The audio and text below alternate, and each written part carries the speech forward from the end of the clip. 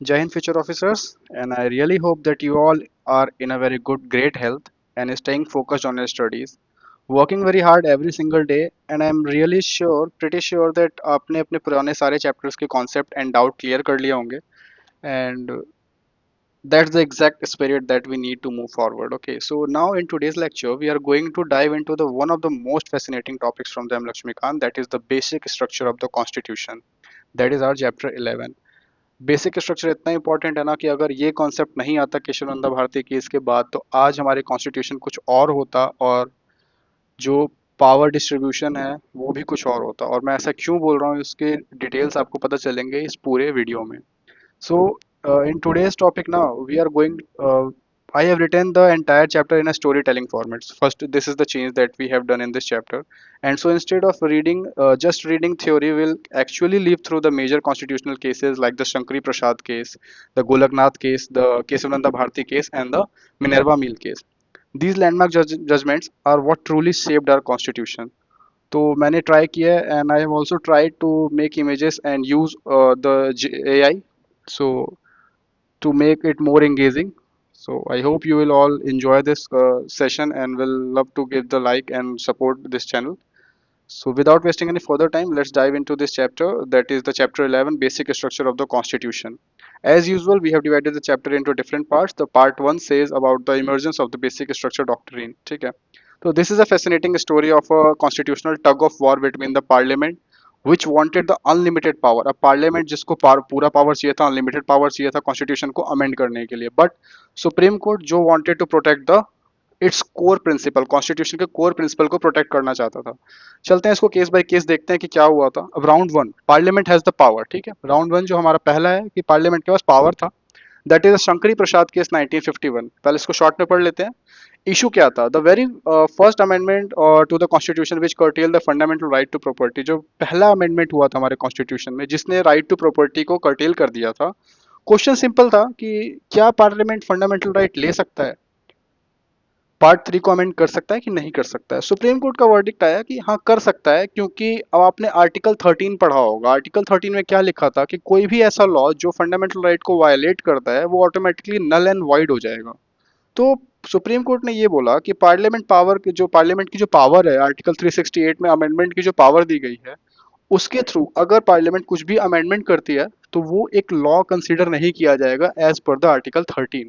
और अगर वो लॉ कंसीडर नहीं किया जाएगा और वो स्टिल आपके एफआर को वायलेट कर रहा है तो आप उस पे उसको नल एंड वाइड नहीं कर सकते हो इस बेसिस पे. ओके, चलो अब इसको डीप में पढ़ते हैं. शंकरी प्रसाद केस क्या था?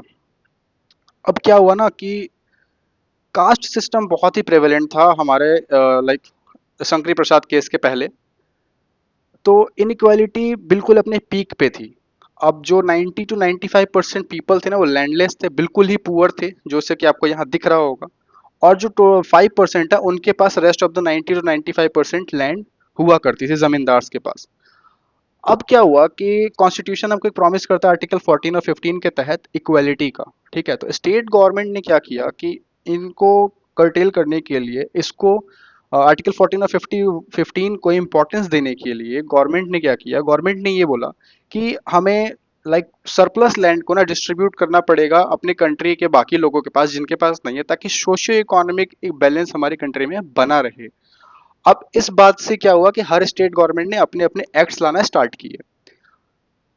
एक्ट्स लाना स्टार्ट किए, जमींदारी सिस्टम को एबॉलिश करना स्टार्ट किया और डिस्ट्रीब्यूट करना स्टार्ट किया बड़े बड़े सरप्लस लैंड्स को नॉर्मल पीपल, और जो बच गए जमीन उसको एक्वायर करना. तो अब इससे क्या हुआ, ऑब्वियस सी बात है कोई भी जमींदार अपनी इतनी बड़ी जमीन नहीं देगा. तो उन्होंने क्या बोला कि उनके पास right to article 91 19 1F clause में और आर्टिकल 31 उनको राइट देता है, प्रोटेक्शन देता है राइट टू प्रॉपर्टी का, कि आप उनसे उनकी प्रॉपर्टी नहीं ले सकते हो. एबोलिशन ऑफ जमींदारी सिस्टम जब हुआ तो काफी लोग पार्लियामेंट में खुश हुए. अब यहाँ पे ये भी बोला गया कॉमन लोगों के द्वारा कि ये बहुत अच्छा लॉ है क्योंकि इससे उनके पास भी कुछ लॉज आएंगे, कुछ लैंड आएंगे जो उन्हें प्रोटेक्शन देंगे और आगे सर्वाइवल में उनकी हेल्प करेंगे. बट ऑब्वियस ही बात है जमींदार को ये बिल्कुल भी पसंद नहीं आएगा. तो अब ऐसा ही एक केस होता है बिहार में. और कुछ वर्ड्स के लिए I am extremely sorry because I have generated this image from the AI, so they obviously AI can make some mistakes, so kindly ignore these things and focus on the image or my story. What ever I am saying. तो बिहार में क्या हुआ, sir Kameshwar Singh ने क्या किया, challenge किया Bihar evolution of जमींदार act 1948। मैंने जैसा बताया कि हर स्टेट ने जमींदारी सिस्टम को एबॉलिश करने के लिए अपने अपने स्टेट में एक्ट लाना स्टार्ट किया।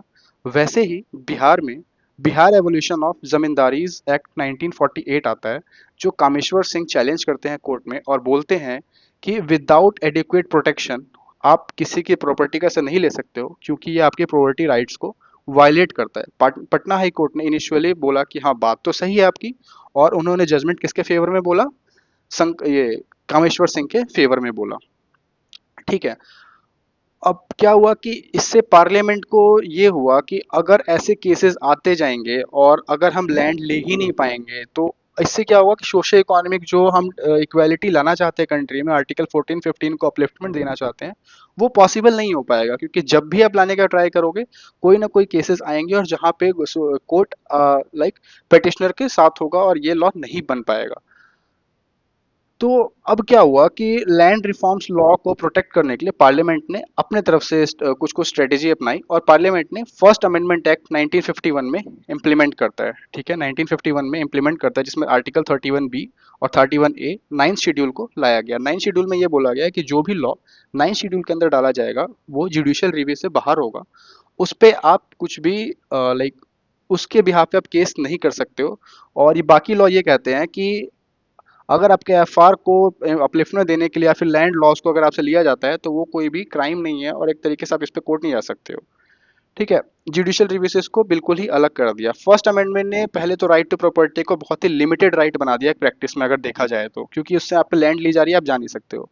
और क्या किया कि नाइन्थ शेड्यूल में डालने के बाद उसने बिल्कुल प्रोटेक्शन दे दी कुछ लॉ को जुडिशियल रिव्यू से।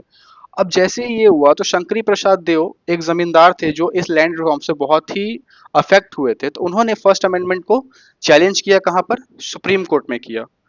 जब ये सुप्रीम कोर्ट में गया फर्स्ट अमेंडमेंट एक्ट के लिए, तो शंकरी प्रसाद ने बोला कि पार्लियामेंट अपनी फंडामेंटल राइट्स को नहीं एबॉलिश कर सकता है, अमेंड नहीं कर सकता है, और अगर पार्लियामेंट अपनी अमेंडिंग पावर यूज करता है अंडर आर्टिकल 368, तो उसको एक लॉ की तरह ट्रीट किया जाएगा कि आपने एक लॉ लाके फंडामेंटल राइट को वायलेट किया है। और लॉ किसके अकॉर्डिंग, आर्टिकल 13 के अकॉर्डिंग। और आर्टिकल 13 क्या कहता है, कोई भी लॉ जो फंडामेंटल राइट को आपके वायलेट करेगा वो ऑटोमेटिक नल एंड वाइड कहलाएगा। अब इससे क्या हुआ कि जुडिशियल स्क्रूटनी हुई, और the Supreme Court however upheld the first amendment in the Shankari Prasad. अब सुप्रीम कोर्ट ने ये बोला कि जिस तरीके की कंडीशन हमारी कंट्री में अभी है, जो इक्वालिटी नहीं है लोगों के बीच में, और surplus of land only 5% of people are holding, so for that हमें ये इम्प्लीमेंट करना पड़ेगा, और आर्टिकल अमेंडमेंट फर्स्ट अपनी जगह पे सही है। उन्होंने ये बोला सुप्रीम कोर्ट ने कि जो आर्टिकल 368 को यूज करके पार्लियामेंट ने अमेंडमेंट किया है वो एक्चुअली में लॉ नहीं कहलाएगा आर्टिकल 13 के अंदर, आर्टिकल 13 क्लॉज 2 के अंदर। ये था सुप्रीम कोर्ट का कहना। ठीक है। अब सुप्रीम कोर्ट ने ये कह दिया, उसके बाद judgement validated the parliament's power to protect land reforms through article 31A, 31B and 9 schedule, allowing such measures to stand shielded from ordinary judicial invalidation। Parliament के साथ रहा, जो पार्लियामेंट ने डिसीजन लिया वही सुप्रीम कोर्ट ने भी अलाउ किया। अब शंकरी प्रसाद डिसीजन ने कुछ इम्प्लीकेशंस लाए, जैसे उसने पार्लियामेंट को अलाउ कर दिया कि आर्टिकल 368 यूज करके वो फंडामेंटल राइट को, सोशल और इकोनॉमिक फीचर को, रिफॉर्म को इक्विवेलेंट लाने के लिए वो 368 यूज करके फंडामेंटल राइट को अल्टर कर सकता है, उसके पास ये पावर है। उसी साल क्या हुआ, पार्लियामेंट ने बहुत सारे लॉज बनाए और उसको नाइन्थ शेड्यूल के अंदर डालना स्टार्ट किया। अब जैसे ही नाइन्थ शेड्यूल के अंदर डाला, उससे क्या होगा, नाइन्थ शेड्यूल में जाने के बाद ये होगा कि अब वो जुडिशियल रिव्यू के अंदर नहीं आता है, कोर्ट इसमें कुछ नहीं बोल सकता है अगर आपकी लैंड ली जाती है तो।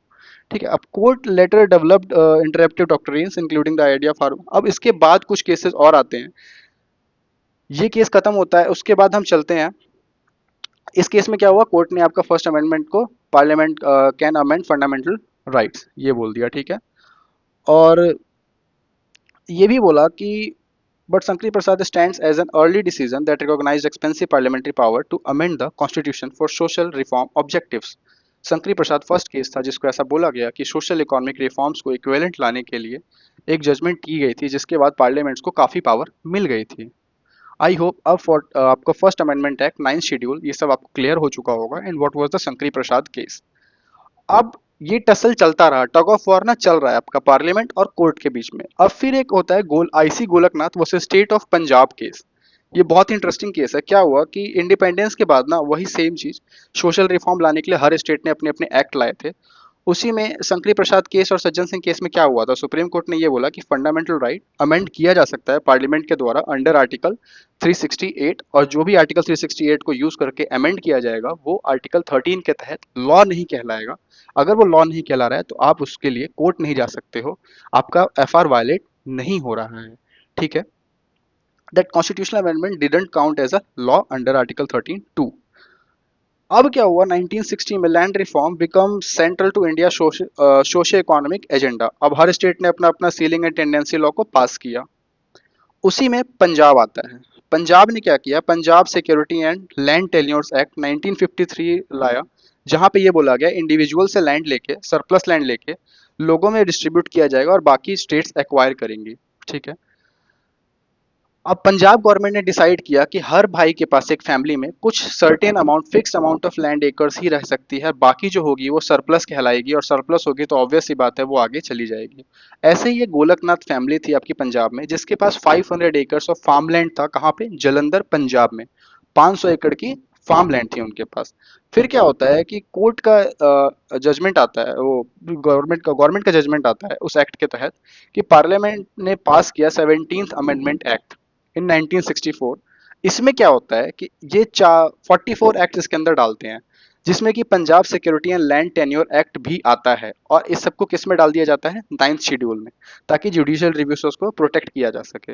अब गोलकनाथ के जो पिटिशनर थे उन्होंने जाके कोर्ट में ये बोला कि if Parliament place such laws in the 9th schedule, Parliament could not abridge fundamental rights by amendment, and that the constitution as adopted by the constituent assembly has an inviolable character. They argued that article 3, अब क्या इन्होंने बोला कि इनके petitioner ने बोला कि आप कुछ भी लॉ को आप 9th शेड्यूल में डालोगे तो इसके बाद तो आप किसी में भी जजमेंट हो ही नहीं सकता, कोई इसमें हमें न्याय नहीं मिल सकता। तो उन्होंने ये बोला कि आर्टिकल 368 जो है ना वो प्रिस्क्राइब करता है आपको फीचर्स ऑफ अमेंडमेंट, कैसे कैसे करना है, ना कि आपको पूरा पावर दिया जाता है कि आप किसी भी चीज को अमेंड कर सकते हो। Therefore, an amendment that violated fundamental rights would be void as law under Article 13, Clause 2। ये किसने बोला, ये आपका बोला गोलकनाथ के पेटिशनर ने।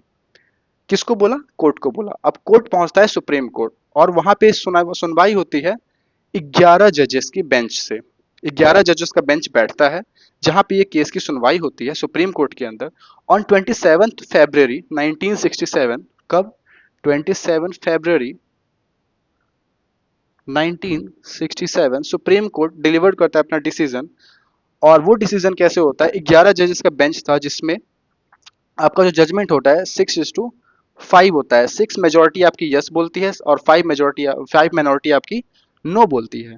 कोर्ट ये बोलता है कि constitutional amendment is a law under Article 13(2), and therefore any amendment that takes away or abridges fundamental right would be void. In essence, Golaknath reverse the earlier view. अब क्या होता है कि इस केस में जो आपके 6 जजेस ने बोला वो ये बोला कि अगर आप आर्टिकल 368 यूज करके कोई भी अमेंडमेंट लाते हो तो वो ऑटोमेटिक लॉ कहलाएगा। किसके तहत, आर्टिकल 13 क्लॉज 2 के तहत वो ऑटोमेटिक लॉ कहलाएगा। और अगर कोई लॉ आपका फंडामेंटल राइट को वायलेट करता है तो वो क्या हो जाएगा, नल एंड वाइड हो जाएगा। तो इसकी वजह से क्या हुआ, गोलकनाथ केस ने जो प्रीवियस शंकरी प्रसाद केस में जजमेंट दी गई थी उसको बिल्कुल ही रिवर्स कर दिया गया है यहाँ पे। कोर्ट ने इंट्रोड्यूस किया doctrine that amendments that violate fundamental rights would be subject to judicial review.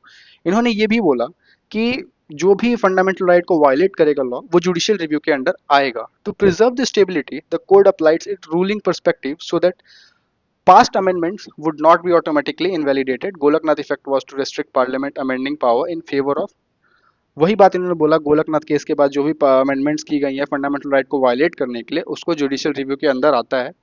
अब कोर्ट ने ये बोल दिया, इससे क्या हो गया, पार्लियामेंट के पावर के ऊपर आ गई रेस्ट्रिक्शन, एक बैरियर ऐसे लगा दिया गया। अब ऑब्वियस सी बात है, टग ऑफ वॉर चल रहा है, पार्लियामेंट अपनी पावर यूज करेगा ताकि इसको सबड्यू कर सके इसकी पावर को, और बाहर आके अपनी पावर को सुप्रीमेसी शो कर सके। ठीक है, तो अब कोर्ट क्या करता है, पार्लियामेंट क्या करता है, पार्लियामेंट इनेक्ट करता है 24th amendment act. 24th amendment act लाता है 1970। वन में ये क्या करता है, आर्टिकल 368 और आर्टिकल 13 को अमेंड करता है, और ये बोलता है कि पार्लियामेंट के पास पावर है कॉन्स्टिट्यूशन को अमेंड करने का, और amendment under article 368 would not be a law for the purpose of article 13 two. इन्होंने क्या बोला कि आर्टिकल हम जो भी लॉ 368 को यूज करके अमेंड करेंगे, चेंजेस लाएंगे, वो आर्टिकल 13 के तहत लॉ नहीं कहलाएगा, और अगर वो लॉ नहीं कहलाएगा तो वो आपके एफआर को वायलेट करे, उसके बाद भी उस पर कोई इफेक्ट नहीं होगा। Parliament thus nullified Golaknath practical effect, setting the stage for the latter revisitation in the Kesavananda Bharati case. अब क्या होता है कि जब पार्लियामेंट ने अपना ये अमेंडमेंट लाया, तो 24th अमेंडमेंट एक्ट ऑफ 1971, इस अमेंडमेंट के बाद क्या होता है कि आपका जो गोलकनाथ केस में जो कोर्ट ने जितनी भी सुनवाई की थी उसको बिल्कुल ही इसने ओवरराइड कर दिया अपने अमेंडमेंट के बाद। इसी के बाद आपके आते हैं the most important, parliament can not amend fundamental rights, court ने ये बोला, बट पार्लियामेंट ने अपना दिमाग लगा के अपने पावर यूज करके इसको बिल्कुल ही चेंज कर दिया। और इसके बाद हम अगला आते हैं, that is the most important case of our history, जिसने पूरे हिस्ट्री ही हमारे कॉन्स्टिट्यूशन की चेंज कर दी, that is the Keshav Nanda Bharati case. Most important case और बहुत ही इंटरेस्टिंग केस है। अब क्या होता है कि शंकरी प्रसाद सज्जन सिंह केस में ये बोला गया कि fundamental right could be amended by parliament. Sajjan Singh और शंकरी प्रसाद में क्या बोला कि एफआर को वायलेट, एफआर को एब्रोक किया जा सकता है। गोलकनाथ ने क्या बोला, रेस्ट्रिक्ट कर दिया उस पावर को। फिर land reform laws design to distribute इतना, उसके बाद जो 24th अमेंडमेंट एक्ट आता है, फिर से उसने अपना पावर शो किया। अब क्या होता है कि केरल की कहानी है ये, जैसे हर स्टेट अपने अपने लॉ ला रहा था वहाँ के लैंड रिफॉर्म एक्ट को सरप्लस ये सोशल इकोनॉमिक डिफरेंसेस को कम करने के लिए, तो वैसे ही केरल में क्या हुआ, एक एडनीर मठ था, सोशल, हाँ एडनीर मठ था केरल में, जिसके हेड कौन थे, आपके केशव नंदा भारती। जब गवर्नमेंट ने अनाउंस किया कि वहाँ पे उसको ओवरटेक किया जा रहा है उस मठ को, जिसकी वजह से मठ के अंदर के लोगों का सर्वाइवल मुश्किल हो गया था, वो इतने अच्छे सर्वाइव नहीं कर पा रहे थे, तो केशव नंदा ने कॉन्स्टिट्यूशन अमेंड को चैलेंज करने के लिए पिटिशन दायर किया, और पिटिशन किसने किया, नानी पालकी वाला ने। और उन्होंने बोला कि आर्टिकल 25 और 26 जो कि राइट टू प्रॉपर्टी देता है, स्ट्रक्चरल गारंटी देता है कॉन्स्टिट्यूशन, द केस, तो वो वायलेट हो रहा है यहाँ पे। The case was filed in 1970। Kesavananda Bharati case कब फाइल किया जाता है, 1970 में फाइल किया जाता है। और ये बोला जाता है 1970 because of its significance the Supreme court assemble one of the largest. अब जो अभी तक का सबसे बड़ा, जो इतने टाइम तक के लिए जो सबसे बड़ा बेंच बैठा था वो सुप्रीम कोर्ट का, उसी में बैठा था केशवानंदा भारती केस में, जिसमें 13 जजेस की बेंच बैठती है। और इस केस की सुनवाई होने होने में 5 साल का वक्त लग जाता है। By the time case reach the Supreme court, अब क्या होता है कि पॉलिटिकल कंडीशन जो कंट्री की होती है ना, वो चेंज हो जाती है बिल्कुल ही। वो क्यों हो जाती है चेंज, देखो यहाँ पे यही बताया जा रहा है। एडनीर मठ के जो हेड थे वो केशवानंदा भारती केस थे। एडनीर मठ कहाँ पे है, कसारगोड, केरल में। उनके लैंड को एक्विजिशन किया जाता है, जिसकी वजह से वहाँ का सर्वाइवल लोगों का मुश्किल हो जाता है। उसी के बाद केशवानंदा भारती केस जाते हैं आर्टिकल 25 और 26 के वायलेशन के लिए, जिसमें नानी पालकी वाला आपके लॉयर होते हैं, जो पेटिशनर होते हैं, यही आपके केस को रिप्रेजेंट कर रहे होते हैं। तो अब जब ये केस जाता है ना वहां पे, जब तक ये पहुंचता है, कंट्री की कंडीशन बहुत ही चेंज हो चुकी थी। पार्लियामेंट इनेक्ट कर चुका था 24th amendment act of 1971। I hope you all know कि क्या हुआ था इसमें। इसमें क्या होता है कि अब आर्टिकल 368 को बता दिया जाता है कि पार्लियामेंट के पास पावर है, वो किसी भी पार्ट कॉन्स्टिट्यूशन का अमेंड कर सकता है, even including the fundamental rights. The 24th Amendment Act sought to curtail the property rights further, and other amendments placed many social reforms law in the 9th schedule to shifted from the judicial review। बहुत से law को उसके बाद parliament ने इसका power use करके amendment का, 24th amendment का, इन्होंने बहुत सारे लॉ को, इवन आपके सोशल रिफॉर्म लॉज को भी 9th शेड्यूल में डाला गया, और 9th शेड्यूल में डालते ही वो ऑटोमेटिक जुडिशियल रिव्यू से प्रोटेक्टेड हो गया। The Keshav Nanda hearings were long and intensive. Keshav Nanda Bharati case का जो केस का सुनवाई था, हियरिंग था, बहुत ही बड़ा था और बहुत ही इंटेंसिव था। ये 68 डेज तक इसकी सुनवाई चलती है, और रिजल्टिंग जजमेंट जो होता है वो डिलीवर किया जाता है आपका 24 अप्रैल 1973, 24 अप्रैल ऑफ 1973। और इसकी जजमेंट की कॉपी आपको पता है कितने पेजेस की थी, 703 पेजेस की जजमेंट थी इसकी, बिल्कुल केशवानंदा भारती के इसकी इतनी वाइडर इसके जजमेंट दी गई थी। और इसकी जजमेंट जो हुई थी वो 7:6 की मेजोरिटी से हुई थी। जो 11 जजेस, जो 13 जजेस की बेंच बैठी थी ना, उसमें 7:6 की मेजोरिटी से हुई थी। 7 आपके फेवर में थे और 6 आपके अगेंस्ट में थे जजमेंट के, तो ऑटोमेटिक मेजोरिटी 7 के साथ थी, तो वही हुआ। इन्होंने क्या बोला, द मेजोरिटी ने ये बोला कि पार्लियामेंट के पास पावर है अमेंड करने की कॉन्स्टिट्यूशन आपका, इंक्लूडिंग पार्ट 3। कोर्ट ने ये बोला कि पार्ट 3 को अमेंड करने की पावर पार्लियामेंट के पास ऑब्वियसली है, बट उन्होंने ये बोला कि वो पावर अनलिमिटेड नहीं है, वो जो चाहे वो चेंज नहीं कर सकते हैं। कोर्ट ने ये बोला कि फाउंडेशनल प्रिंसिपल दैट पार्लियामेंट में नॉट एब्रोगेट और डिस्ट्रॉय द बेसिक स्ट्रक्चर। इन्होंने ये बोला कि चेंजेस कर सकते हैं, अमेंडमेंट कर सकते हैं, no issue, even the part 3 that is the Magna Carta of the Indian constitution, but they have to keep the basic structure in their mind and they can not destroy this. Because example समझो, आप कोई घर है, घर को आप amendment करके repair कर सकते हो, रिनोवेशन कर सकते हो, बट घर के पिलर को आप नहीं तोड़ सकते हो। इफ दैट पिलर ब्रोक्स, घर ऑटोमेटिकली पूरा का पूरा टूट जाएगा, क्योंकि उसकी नींव ही वो पिलर है। तो वैसे ही सुप्रीम कोर्ट ने ये बोला कि बेसिक स्ट्रक्चर भी हमारे कॉन्स्टिट्यूशन की पूरी नींव है, इसेंशियल फीचर है हमारे कॉन्स्टिट्यूशन का। Amendment that would alter the constitution basic identity would be void. Keshav Bharati case में ये बोला गया कि कोई भी ऐसा आता है लॉ जो आपके बेसिक स्ट्रक्चर को डिस्टर्ब करता है, वो ऑटोमेटिकली नल एंड वाइड हो जाएगा। बेसिक स्ट्रक्चर डॉक्ट्रिन कहाँ से इमर्ज होता है आपका? केशव नंदा भारती केस से होता है। बट एक प्रॉब्लम ये थी कि केशव नंदा भारती केस में बेसिक स्ट्रक्चर की बिल्कुल एक्सटेंसिव एक लिस्ट नहीं दी गई कि इसके अंडर क्या क्या आता है। बट इन्होंने ये बोला कि कुछ एग्जाम्पल्स हैं कोर कॉन्स्टिट्यूशनल फीचर्स जिसको कि प्रिजर्व करके रखा जाए, जो बेसिक फीचर के अंडर आते हैं, जैसे supremacy of the constitution, constitution की supremacy, the rule of law, the rule of law, then supremacy of constitution and judicial review, then separation of powers, then democracy, secularism and many more. ये आपके आते हैं। और इसमें ये भी बोला गया कि आपका एफआर और डीपीएसपी के बीच में एक हार्मनी क्रिएट की जाए, दोनों हैंड इन हैंड चलते हैं और इन दोनों को इंपॉर्टेंस दी जाए। The courts ruling created a durable balance by parliament retain wide amending powers necessary for social change.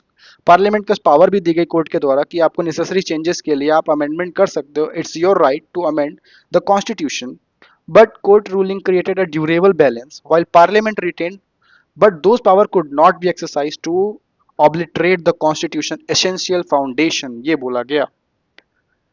तो अब केशव नंदा भारती केस ने क्या किया, जो स्ट्रिक्ट नॉन अमेंडेबिलिटी रूल थी गोलकनाथ केस में, उसको चेंज कर दिया यहाँ पे, simultaneously imposing a meaningful structural constraint on Parliament. Parliament के ऊपर एक स्ट्रक्चरल कॉन्स्ट्रेन दिया, बिल्कुल बेसिक स्ट्रक्चर का एक आइडिया दिया, एक डॉक्ट्रिन दिया, जो आपके कॉन्स्टिट्यूशन का चेंज नहीं होना चाहिए, जो आपके कंट्री को कॉन्स्टिट्यूशन का और इन एनी केस प्रिजर्व किया जाएगा। आई होप ये केसेस आपको अच्छे से समझ में आए हों एंड कोई डाउट ना हो। If you have any single doubt, kindly comment down, I will love to solve all your doubts. Okay. Now the second part, the this is the short version of Golaknath case, that is of the 1967. The issue, the validity of the 17th Amendment Act was challenged. आप सब comment down करेंगे 17th Amendment Act क्या है। Supreme court verdict, no parliament can not amend fundamental right. Parliament fundamental right को amend नहीं कर सकता है। The court now rule that fundamental rights have a transcendental and immutable position and can not be taken away by parliament के द्वारा, नहीं लिया जा सकता है। फिर पार्लियामेंट रिएक्ट करता है 24th अमेंडमेंट एक्ट ऑफ 1971 लाके, जिसमें यह बोला जाता है कि गोलकनाथ जजमेंट को अंडू किया जाए, और पार्लियामेंट इनेक्ट करता है 24th अमेंडमेंट एक्ट ऑफ 1971। इसने क्या किया, आर्टिकल 13 और 368 को अमेंड किया और ये डायरेक्ट पावर दे दिया कि कोई भी फंडामेंटल राइट को अगर हम चेंज करते हैं आर्टिकल 368 के तहत, तो वो कंसिडर नहीं किया जाएगा law that is under the article 13। Now this is the round 4, the birth of doctrine, that is the Keshav Nanda Bharati case that we have just studied about of 1973। The issue क्या था, 24th Amendment Act was challenge, जो कि यहाँ पे parliament लेके आया था, उसको फिर से चैलेंज किया गया। इसने ओवररूल कर दिया आपका गोलकनाथ जजमेंट को। आगे देखते हैं क्या किया।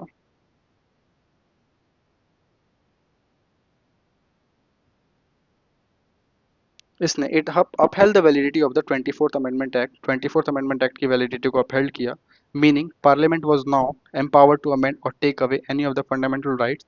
बट उसने एक बहुत ही इंपॉर्टेंट डॉक्ट्रिन का इंट्रोडक्शन किया जिसका नाम था बेसिक स्ट्रक्चर और basic feature of the constitution. This doctrine ने ये बोला कि the court rule that Parliament's power to amend under article 368 doesn't allow it to alter the basic structure of the constitution. This is the most important line. अगर आज ये basic structure का concept हमारे पास नहीं होता तो आज हमारी कंट्री की पावर कुछ और होती और आज हमारी कंट्री का जो डिस्ट्रीब्यूशन ऑफ पावर है वो भी कुछ और होता। This means Parliament can amend any fundamental right but it can not amend और take away any FR. Okay, ये एफआर को वायलेट नहीं कर सकता, that forms a part of the basic structure. Now, the round 5, that is the tug of war continues.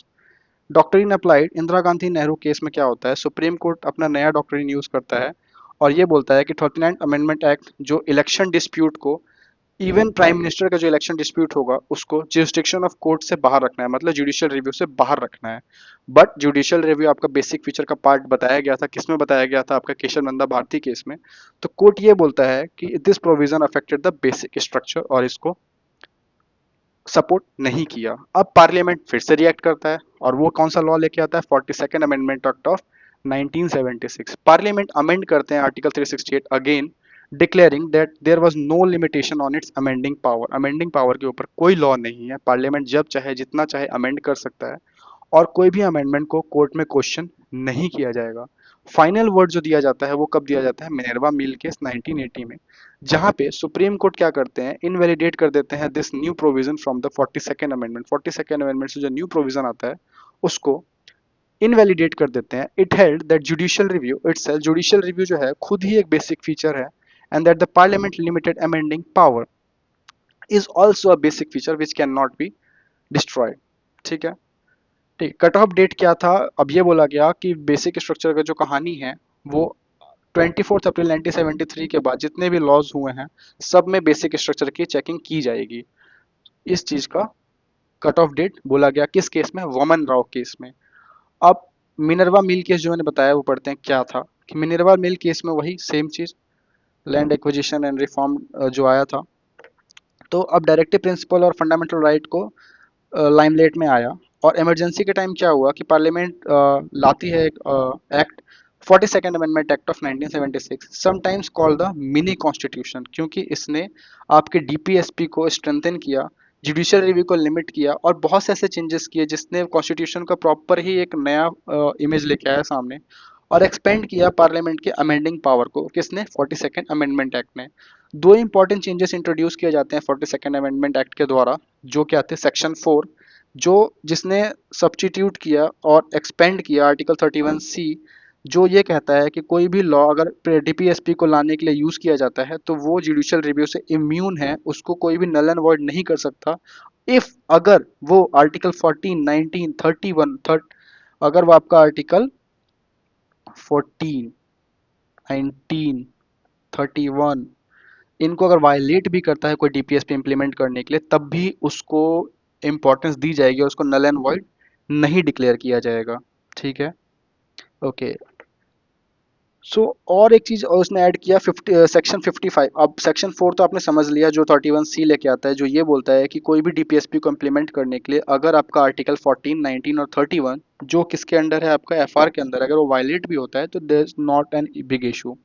दूसरा section 55 ऐड किया गया, जिसने ऐड किया 368 के अंदर एक क्लॉज, जिसने ये बोला कि किसी भी कॉन्स्टिट्यूशनल अमेंडमेंट को आप कोर्ट में क्वेश्चन नहीं कर सकते हो, अमेंड आपका पार्लियामेंट के पास फुल पावर है। मिनर्वा मिल क्या था, एक टेक्सटाइल मिल था, कहाँ पे, बैंगलोर के आउटस्कर्ट्स में। क्या है ये, मिनर्वा मिल। ठीक है, अब नेशनलाइज ऑर्डर आता है जिसको इसको नेशनलाइज किया जाता है इस लाइक मिल को। अब लीगल बैटल स्टार्ट हो जाता है क्योंकि इंडस्ट्रियल रेगुलेशन स्टेप्स लिए जाते हैं गवर्नमेंट के द्वारा। ठीक है, अब मिनर्वा मिल चैलेंज करता है certain actions and crucially attack the constitutional amendment themselves. 42nd amendment act को यहाँ पे चैलेंज किया जाता है। कंपनी का पिटीशन ये था कि पार्लियामेंट 42nd अमेंडमेंट को यूज करके बैलेंस बिगाड़ नहीं सकता है फंडामेंटल राइट और डीपीएसपी के बीच में, और place it's amendment entirely beyond judicial review, judicial review के बाहर बिल्कुल ही अमेंडमेंट को नहीं ले सकता है। अब क्या हुआ कि नानी पालकीवाला उस समय बहुत फेमस जज हो, वो वकील हो चुके थे, लॉयर हो चुके थे, तो वही इसका केस भी लेके जाते हैं, किसका, मिनर्वा मिल केस का। पेटिशनर कौन होते हैं इसमें, नानी पालकीवाला। अब ये पार्लियामेंट का अमेंडिंग पावर को अनलिमिटेड नहीं बताते हैं, बोलते हैं कि ये कोई अनलिमिटेड पावर नहीं है, और कॉन्स्टिट्यूशन सुप्रीम है, ना कि पार्लियामेंट सुप्रीम है। एंड दैट जुडिशियल रिव्यू और हार्मनी बताया एफआर और डीपीएसपी का, ये आपके कॉन्स्टिट्यूशन का एक बेसिक फीचर है, इसेंशियल फीचर है आपका। क्या? एफआर और डीपीएसपी के बीच में हार्मनी, आपकी एक टुगेदरनेस, इन दोनों को हैंड इन हैंड चलना पड़ता है। जुलाई 31 1980 को क्या होता है, सुप्रीम कोर्ट अपना जजमेंट देते हैं। जजमेंट क्या देते हैं? ये तो आपका 42nd अमेंडमेंट एक्ट का इमेज था। इसमें यही बोला गया कि हर पार्ट को चेंज किया जा सकता है, including the basic structure. Parliament power are not unlimited, the constitution is supreme, ये बोला गया है नानी पालकीवाला ने के द्वारा। अब यहाँ पे क्या होता है कि 31 जुलाई 1980 को सुप्रीम कोर्ट अपना जजमेंट डिलीवर करते हैं इन मिनेरवा मिल केस में। In Minerva mills limited versus union of India, court reaffirm करता है और री करता है बेसिक स्ट्रक्चर डॉक्ट्रीन को, और 42nd अमेंडमेंट एक्ट के कुछ पोर्शन को स्ट्रक डाउन करते हैं। ठीक है, द कोर्ट हेल्ड, कोर्ट ये कहता है कि parliament could not by legislation confer upon itself unlimited constituent power to amend the constitution in a way that would destroy its essential feature. Parliament के पास इतना पावर नहीं है, वो किसी भी अमेंडमेंट को अपने अनलिमिटेड पावर बना के कॉन्स्टिट्यूशन के एसेंशियल फीचर्स को भी वायलेट कर सके।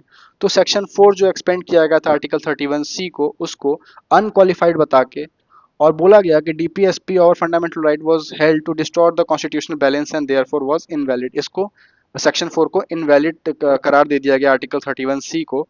वैसे ही सेक्शन 55 का क्लॉज जो कहता था कि अमेंडमेंट को जुडिशियल रिव्यू के बाहर रखा गया, उसको भी unconstitutional and null and void का दर्जा दिया गया। द कोर्ट ने रिस्टोर किया pre amendment contours of article 31C that applied only to certain specified. कुछ कुछ ही डीपीएसपी ऐसे थे जिनको इंप्लीमेंट करने पे अगर आपका एफआर वायलेट होता है, then there will be not an issue. तो ये चीज को किसने, मिनर्वा मिल केस में आया। और specified directive principle emphasize that constitution remains supreme, constitution आपका सुप्रीम है, और पार्लियामेंट जो है आपका is a creature and not the creator. Creator कौन है आपका? कॉन्स्टिट्यूशन। और क्रिएचर कौन है आपका? पार्लियामेंट। तो सुप्रीम कौन हुआ आपका? कॉन्स्टिट्यूशन। तो पार्लियामेंट इंफीरियर है आपका कॉन्स्टिट्यूशन से। मिनर्वा मिल केस ने यह अफर्म किया कि पार्लियामेंट के पास पावर तो है कॉन्स्टिट्यूशन को अमेंड करने का, बट कॉन्स्टिट्यूशन के बेसिक स्ट्रक्चर को मद्देनजर रखते हुए, इंक्लूडिंग द जुडिशियल रिव्यू और डायरेक्टिव प्रिंसिपल और एफआर के बीच में बैलेंस होना बहुत जरूरी है। This is was all about the Minerva mill case. Sorry. So I hope you all understood what is the Minerva Mill case. Parliament is powerful but not above constitution के ऊपर नहीं है वो। अब कुछ जो पॉइंट्स छोटे मोटे बच गए हैं वो पढ़ लेते हैं पहले।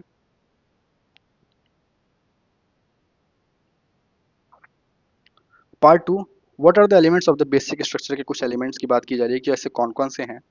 तो what exactly is the basic structure? The current position क्या है कि present position in the parliament under article 368 can amend any part of the constitution including the FR को भी वायलेट कर सकते, चेंज कर सकते हैं, but without affecting the basic structure को, बिना वायलेट किए। Not clearly defined, the Supreme court अभी तक उन्होंने बेसिक स्ट्रक्चर का क्लियर डेफिनेशन नहीं दिया है। इमर्ज थ्रू जजमेंट, अब जैसे जैसे जजमेंट्स होते गए क्या क्या चेंजेस आते गया, उसमें ये बताया गया कि कॉन्स्टिट्यूशन की सुप्रीमेसी है, sovereign democratic and republican nature of the Indian polity, secular character है आपके कॉन्स्टिट्यूशन का, and next things are this separation of power between the legislature, executive and judiciary, इनके बीच में सेपरेशन ऑफ पावर है। Federal character of the constitution, constitution का आपका federal power, unity and integrity of the nation, आपके nation में unity integrity, welfare of the state, state की welfare के लिए काम, जुडिशियल रिव्यू इसकी बात की गई, freedom and dignity of the individual can't be violated, then our country has a parliamentary system, rule of law is important, harmony and balance between the FR and DPSP, principle of equality, free and fair elections, independence of judiciary, judiciary आपका independent है, limited power है parliament का amend करने के लिए constitution because they have to be under the limitation of basic structure, effective access दिया गया justice को, power of the Supreme Court and High Court under specific article, that is Article 32, 136, 226 judicial review, The doctrine is a prime example of judicial motivation and is considered a cornerstone of Indian constitutional law, ensuring that the soul of constitution remains protected. ये याद रखना है ensure करने के लिए कि आपका constitution का जो सोल है हमेशा प्रोटेक्टेड रहे. आई रियली होप कि I was able to make this like chapter more interesting than ever. So I really hope that you all enjoyed this chapter very much and you have understood every single concept of the cases, that is the Shankari Prasad case, Golaknath case, then the Minerva Meal case. So if you have any single doubt, kindly comment down. I will love to solve all your queries. And if you have any suggestion, kindly note down that too. Till then, take care of yourself and your family. Jai Hind. Signing.